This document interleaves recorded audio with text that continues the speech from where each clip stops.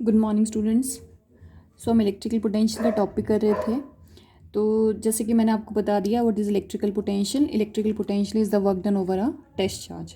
ठीक है, अब नेक्स्ट क्या है, आपको कैलकुलेट करना है कि आप इलेक्ट्रिकल पोटेंशियल और इलेक्ट्रिकल पोटेंशियल एनर्जी कैसे कैलकुलेट करते हैं। ठीक है, लेकिन उसको करने से पहले थोड़ी सी एक मेन चीज़ है, वो ध्यान रखना है आपने। एक मेरे पास प्लस क्यू चार्ज है, तो मैंने आपको पहले ही बता दिया है कि ये मान लो मेरे पास electrical field r is equal to infinity वाला पॉइंट है। ठीक है, और आपने क्या करना है, टेस्ट चार्ज को जो कि प्लस क्यू नॉट है उसको मूव करवाना है। तो जब आप फील्ड के अंदर मूव करवाओगे तो ये वाला चार्ज उस पर कौन सी फोर्स लगाएगा, इलेक्ट्रिकल फोर्स एक्सर्ट करेगा। ठीक है, और आपको अगर उसको मूव करवाना है तो आपको उस पर कौन सी फोर्स लगानी पड़ेगी, एक्सटर्नल फोर्स लगानी पड़ेगी। तो पोटेंशियल में आपने एक चीज़ बिल्कुल ध्यान रखनी है कि जब आप इलेक्ट्रिकल फोर्स की बात करते हो तो ये रिपेल कर रही है उसको, तो आपको उसको मूव करवाना है, then you have to apply some external force on that. अब आपने देखना है कि जो इलेक्ट्रिकल फोर्स इस टेस्ट चार्ज पे लग रही है वो कांस्टेंट है या वेरिएबल है।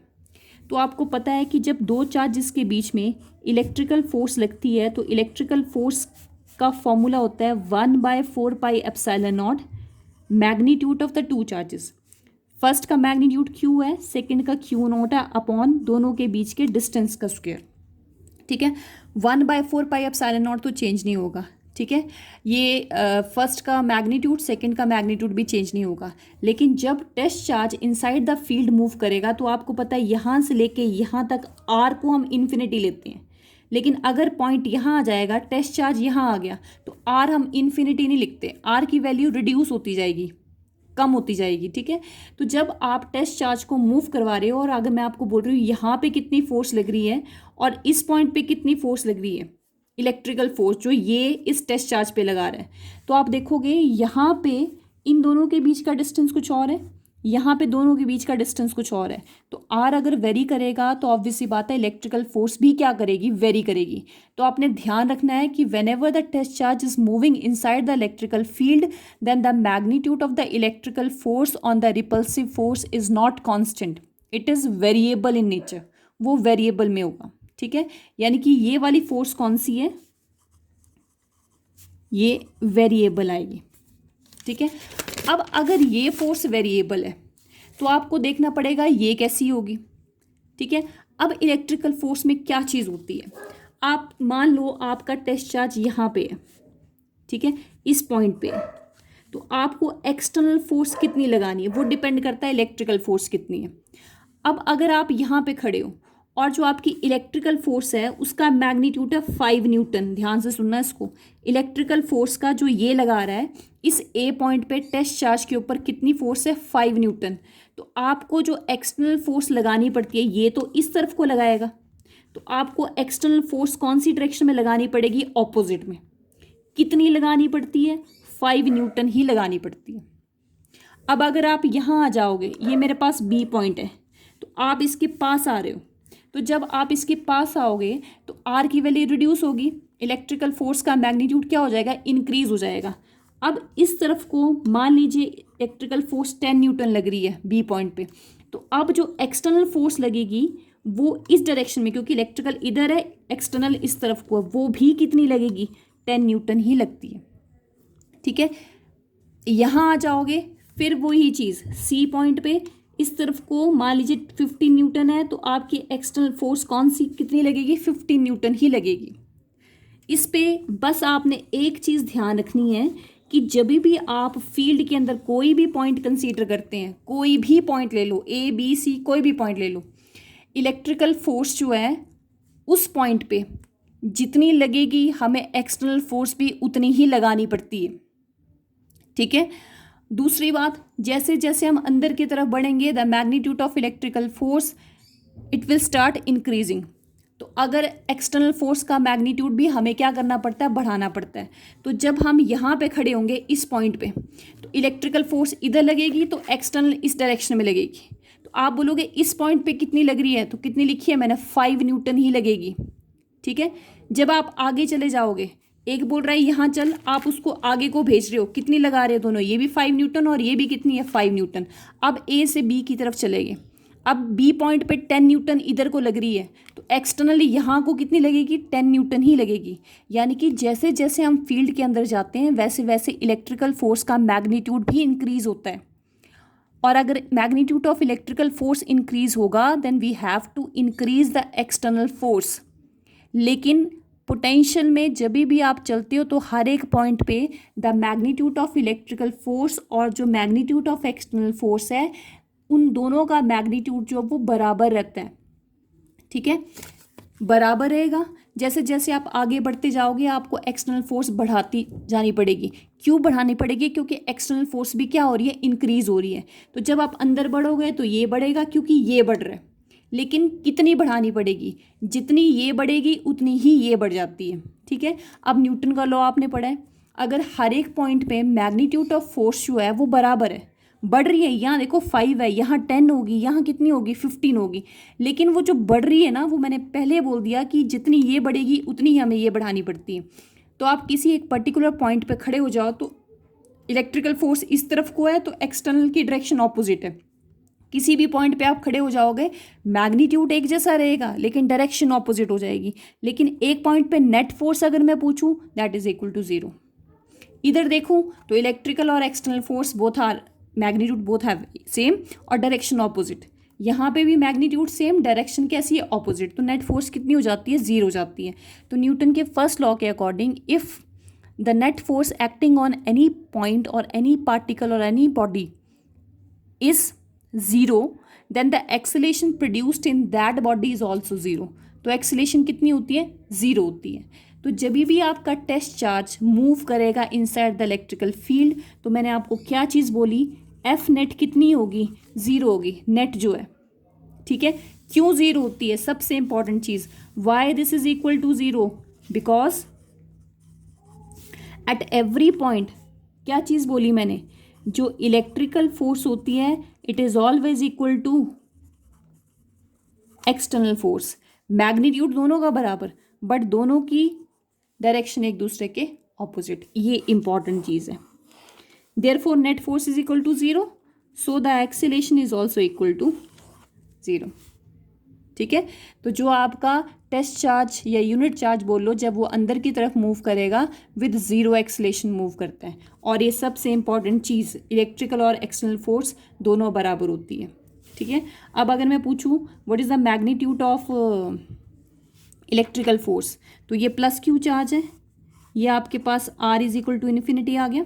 ठीक है, आप यहाँ पे खड़े हैं ए पॉइंट पे, तो अगर मैं पूछूं ए पॉइंट पे इलेक्ट्रिकल फोर्स आपने निकालनी है, लेट यहाँ से यहाँ तक का डिस्टेंस मान लीजिए आपके पास आर है और यहाँ से यहाँ तक का डिस्टेंस आर की वैल्यू इन्फिनिटी है, या मान लीजिए यहाँ से यहाँ तक आर की वैल्यू एक्स है और एक्स बढ़ता जाएगा, जब यहाँ फील्ड के बाहर पहुँचोगे तो इन्फिनिटी हो जाएगा।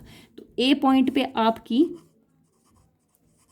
इलेक्ट्रिकल फोर्स काम कर रही है। तो अगर मैं पूछूँ इलेक्ट्रिकल फोर्स कितनी है तो आप इलेक्ट्रिकल फोर्स कैसे निकालोगे?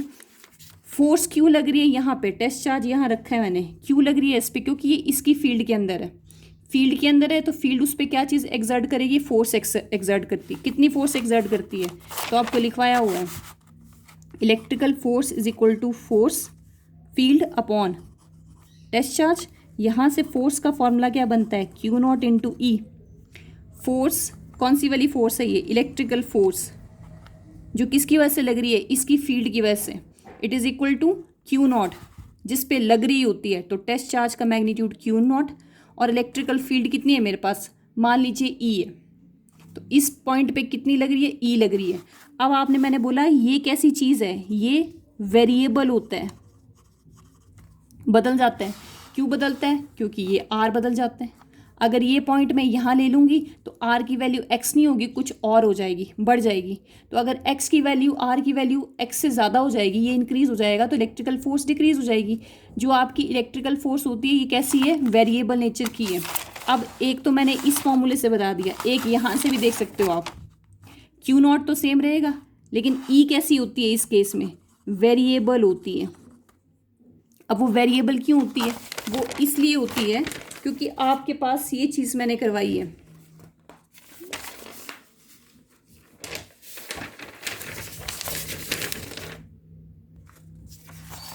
वेरिएबल क्यों होती है? जब आप प्लस क्यू चार्ज लेते हैं और अगर आपको बोला जाए इलेक्ट्रिकल फील्ड बनाएं, तो प्लस क्यू के केस में इलेक्ट्रिकल फील्ड लाइन ऐसे बनती है, it is the direction of electrical field. तो ये पैरेलल लाइंस थोड़े ना, अगर पैरेलल होंगी तो magnitude of electrical field remain same, जिसको यूनिफॉर्म इलेक्ट्रिकल फील्ड बोलते हैं, पर ये यूनिफॉर्म नहीं है, it is a non uniform electrical field, non uniform electrical field. ठीक है, तो जब आप यहाँ खड़े होंगे तो इलेक्ट्रिकल फील्ड कुछ और होगी, यहाँ खड़े होंगे तो कुछ और हो जाएगी, यहाँ खड़े होंगे तो कुछ और हो जाएगी, या फिर यहाँ पे बिल्कुल क्राउडेड है तो इलेक्ट्रिकल फील्ड की मैग्नीट्यूड सबसे ज़्यादा, बाहर की तरफ जाओगे तो इलेक्ट्रिकल फील्ड स्प्रेड हो रही है, यानी कि इलेक्ट्रिकल फील्ड का मैग्नीट्यूड क्या होगा, डिक्रीज हो जाएगा। तो आपको पता है, या दूसरे तरीके से E = 1/4πε0 Q upon r square भी होता है। तो ये तो सेम ही है, लेकिन आर जब वेरी करेगा तो इलेक्ट्रिकल फील्ड भी क्या हो जाएगी, वेरी हो जाएगी।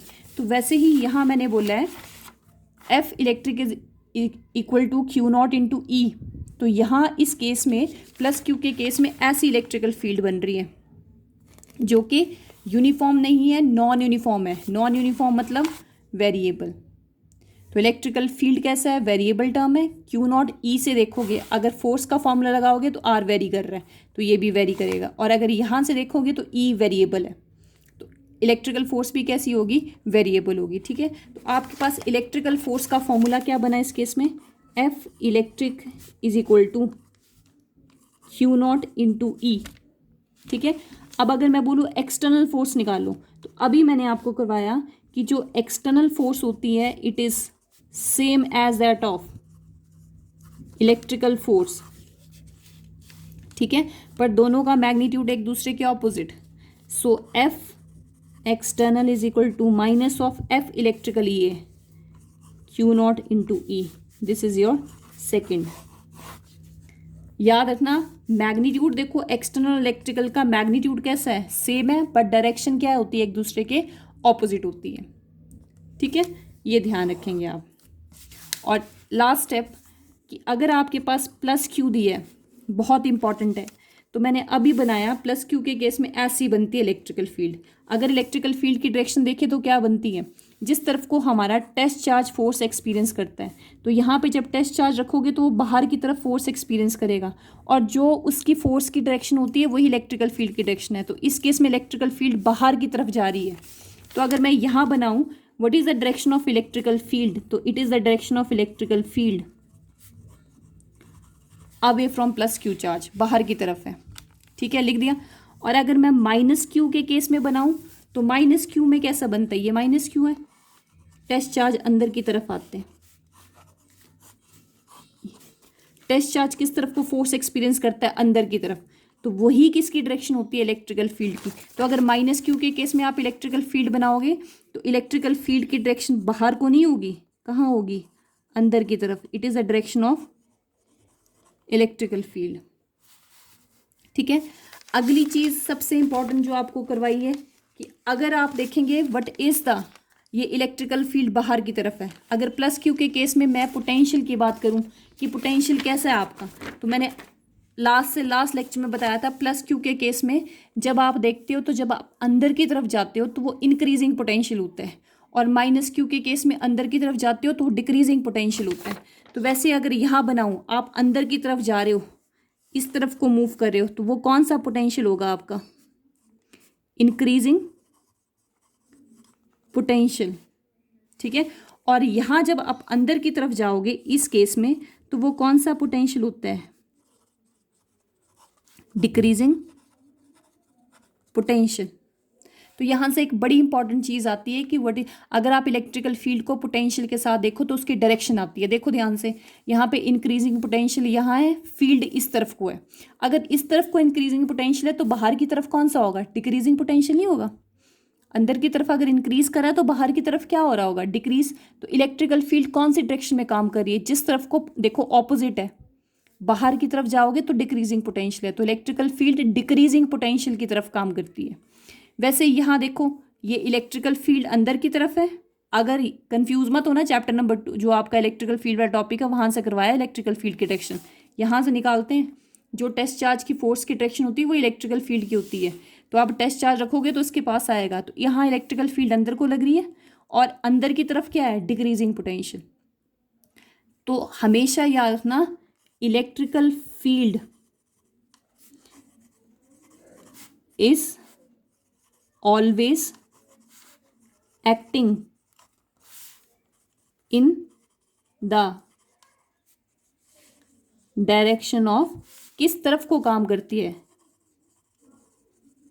Decreasing potential. हमेशा डिक्रीजिंग पोटेंशियल की तरफ ही वो एक्ट करेगी। ठीक है।